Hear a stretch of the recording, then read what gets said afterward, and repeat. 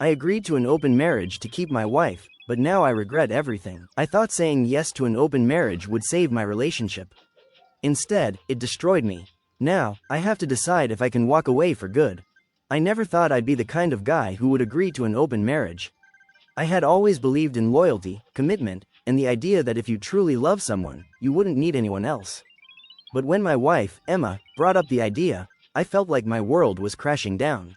We had been married for 5 years, and while I thought we were happy, I could sense that something had shifted in her.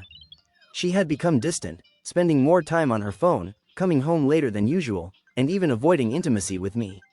I ignored the warning signs at first, chalking it up to stress or just the natural ebb and flow of a relationship. But then, one night, she sat me down at the dinner table and dropped the bombshell. "I've been doing a lot of thinking," she started, her voice hesitant but firm. "And I feel like we've lost some of the excitement in our marriage." I put down my fork, suddenly not hungry anymore. "What do you mean?" She took a deep breath. "I love you, I really do. But I feel like I need more freedom. I think opening up our marriage could be good for us." My stomach twisted. "Open marriage? You mean seeing other people?" She nodded quickly, as if trying to reassure me. "It's not about replacing you, I swear. I just think that maybe if we allow ourselves to explore, we could actually strengthen our bond instead of feeling stuck in routine." I stared at her, unable to process what I was hearing. The woman I married, the person I had built a life with, was asking for permission to sleep with other men. My first instinct was to say no, to put my foot down and tell her I couldn't do it. But the way she looked at me, hopeful yet expectant, made me hesitate. A million thoughts raced through my mind. If I refused, would she leave me? Would she start cheating behind my back? Was this really just a phase she needed to go through? I loved her more than anything, and the idea of losing her terrified me. So, against every instinct I had, I forced a smile and said, "If it's what you need, then okay." Her face lit up, and she reached across the table to squeeze my hand. "You won't regret this, I promise. We'll set boundaries, we'll communicate, and we'll always put each other first." I wanted to believe her. I wanted to believe that this wouldn't destroy us. But deep down, I already knew I was making the biggest mistake of my life. At first, I tried to convince myself that this would be fine, that I could handle it. After all, Emma had promised that our relationship would still come first. She reassured me that we'd always communicate and that this was just a way to spice things up. But reality hit me harder than I ever could have imagined. The first weekend after we agreed to an open marriage, Emma went on a date. I tried to act like I was okay, smiling as she got ready, telling her to have fun. But the second she walked out the door, my chest tightened. My stomach churned as I pictured her with someone else, laughing, touching, kissing, things she used to do only with me. That night was pure hell. I couldn't eat, couldn't sleep. My mind ran wild with worst-case scenarios. When she finally came home past midnight, I pretended to be asleep, but I could hear her humming softly, almost happy. That crushed me. Over the next few weeks, things only got worse. Emma was thriving in this new arrangement. She started going out more, dressing up in ways she hadn't in years. She was constantly texting on her phone, smiling at messages that weren't from me. Whenever I tried to talk to her about it, she'd brush it off. "You should try it too," she'd say. "I don't want you sitting around waiting for me. Go out, meet someone." The idea made me sick. I didn't want to be with anyone else, I just wanted her. But she was already slipping away, and I felt powerless to stop it. Eventually, I forced myself to go on a date. I figured maybe if I threw myself into this the way she had, it would make things easier. I matched with a woman on a dating app and met her for drinks. But the entire time, I felt nothing. The woman was nice enough, but all I could think about was Emma. How had we ended up here? How had my marriage turned into this? I went home that night feeling emptier than ever. Meanwhile, Emma was flourishing. She had regular partners now, one guy in particular, Mark, who she started seeing more than anyone else. I hated him without even meeting him. Every time she mentioned his name, I felt my blood boil. One night, she canceled our weekly date night because Mark had made plans first. That was the moment I realized I wasn't her priority anymore. I was just an afterthought. The worst part? She didn't even seem to notice how much I was hurting. That's when I knew this wasn't something I could live with. I tried to convince myself that I could hold on a little longer, that Emma would eventually come back to me. But deep down, I knew that the woman I married, the one who used to look at me like I was the only person in the world, was gone. And then, the final straw came. It was a Friday night, and I had made dinner reservations for us at her favorite restaurant.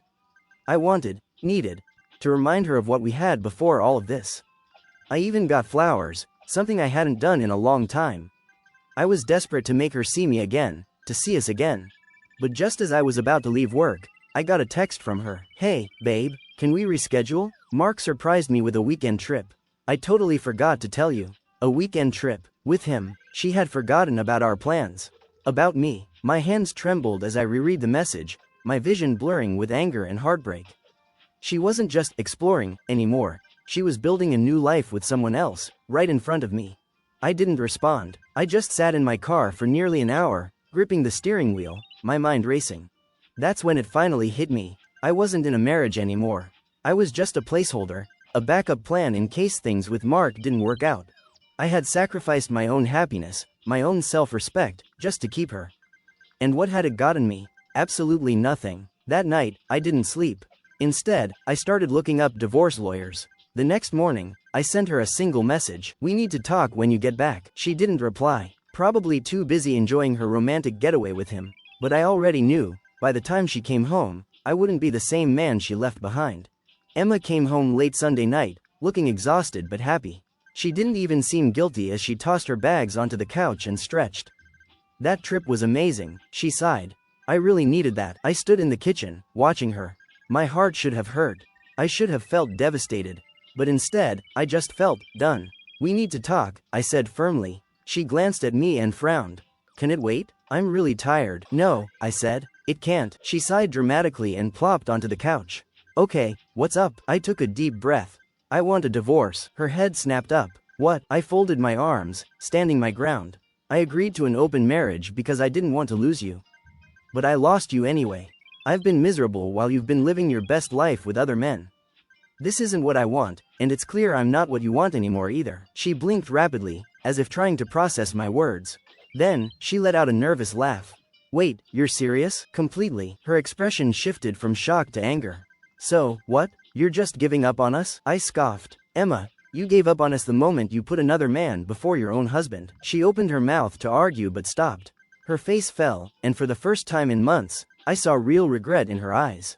"I never meant to hurt you," she whispered. "But you did." Silence filled the room. She looked away, suddenly unable to meet my gaze. "I thought this would make us stronger," she mumbled. "No," I said, shaking my head. "You thought this would make you happier. You never cared about how it made me feel." Tears welled in her eyes. Maybe she was realizing, too late, what she had thrown away. "I'll have my lawyer reach out," I said, grabbing my jacket. "I'll be staying somewhere else for now." I walked toward the door, and just as I reached for the handle, I heard her broken voice behind me.